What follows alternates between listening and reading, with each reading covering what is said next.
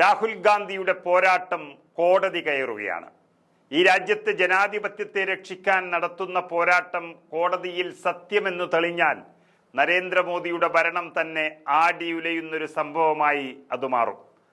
കാരണം മഹാരാഷ്ട്ര തെരഞ്ഞെടുപ്പ് അട്ടിമറിയിൽ ചില സത്യങ്ങളുണ്ട് എന്ന് ബോധ്യമായതോടെ പോളിംഗ് ബൂത്തിലെ CCTV ദൃശ്യങ്ങൾക്കായി കോൺഗ്രസ് നേതൃത്വം കോടതിയെ സമീപിക്കുകയാണ്.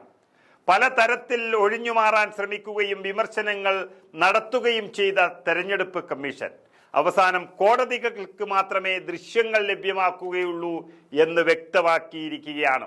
ആ ഉറപ്പിന്റെ പശ്ചാത്തലത്തിലാണ് കോൺഗ്രസ് കോടതിയിലെത്തുന്നത്. രാഹുൽ ഗാന്ധി കണ്ടെത്തിയതും വെളിപ്പെടുത്തിയതുമായ കാര്യങ്ങൾ ഈ രാജ്യത്തിന് വളരെ വ്യക്തമായി കഴിഞ്ഞിട്ടുണ്ട് അടുത്ത ദിവസങ്ങളിൽ. അതായത് മഹാരാഷ്ട്ര നിയമസഭാ തെരഞ്ഞെടുപ്പിൽ വോട്ടെടുപ്പ് അവസാനിച്ചതിന് തൊട്ടു പിന്നാലെ വന്ന കണക്കുകൾ പ്രകാരം പോളിംഗ് ശതമാനം എന്നതവിടെ 58.73 ആയിരുന്നു. എന്നാൽ ഒരു രാത്രി ഇരുട്ടി വെളുക്കുമ്പോഴേക്കും ഒടുവിൽ വന്ന കണക്കനുസരിച്ച് 66% ആ പോളിംഗ് മാറി.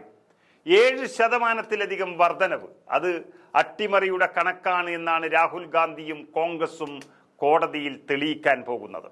ഇത്രയും ലക്ഷം ആളുകൾ, അതും പോളിംഗ് സമയം കഴിഞ്ഞിട്ടും വോട്ട് ചെയ്തോ എന്ന് സ്ഥിരീകരിക്കണമെങ്കിൽ പോളിംഗ് ബൂത്തിലെ CCTV ദൃശ്യങ്ങൾ വേണ്ടിവരുമെന്നാണ് കോൺഗ്രസ് നിലപാടെടുത്തിരിക്കുന്നത്.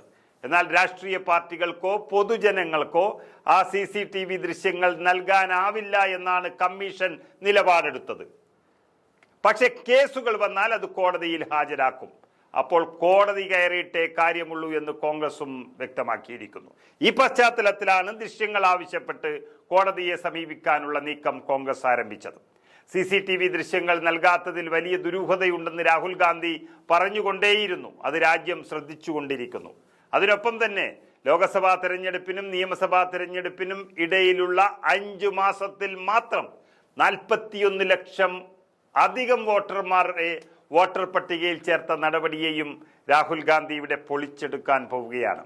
നമുക്കറിയാം 2019 മുതൽ 2024 ലോക്സഭാ തെരഞ്ഞെടുപ്പ് വരെ ഉണ്ടായ വോട്ട് വ്യത്യാസത്തിനേക്കാളും വെറും 4 മാസം കൊണ്ട് 41 ലക്ഷം വോട്ടുകൾ വർദ്ധിച്ചു എന്ന് പറയുന്നത് ഒരിക്കലും സാധ്യമാകുന്ന കണക്കല്ല എന്ന് പ്രഖ്യാപിച്ച രാഹുൽ ഗാന്ധി അതിൻ്റെ കണക്കെടുപ്പും തെളിയിക്കാൻ പോവുകയാണ്.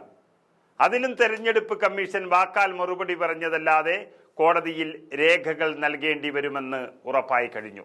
ഏതായാലും മഹാരാഷ്ട്രയിലെ വോട്ട് വ്യത്യാസം രാഹുൽ ഗാന്ധി ഉറപ്പിക്കുന്നത് പോലെ ഒരു അട്ടിമറിയാണെങ്കിൽ ആ അട്ടിമറിക്ക് വേണ്ടി തെരഞ്ഞെടുപ്പ് കമ്മീഷനെ നിയമിക്കുന്നതടക്കം 5 സ്റ്റെപ്പ് നീക്കങ്ങൾ BJP നടപ്പാക്കിയിട്ടുണ്ടെങ്കിൽ അത് തെളിയിക്കാൻ കോൺഗ്രസിന് കോടതിയിൽ കഴിഞ്ഞാൽ ഈ രാജ്യത്തിന്റെ തലവിധി തന്നെ മാറും. ജനാധിപത്യം രക്ഷപ്പെടുന്നതോടൊപ്പം നരേന്ദ്രമോദിയുടെയും BJPയുടെയും രാഷ്ട്രീയ പ്രസക്തിയാണ് അതോടെ ഇല്ലാതാകാൻ പോകുന്നത്.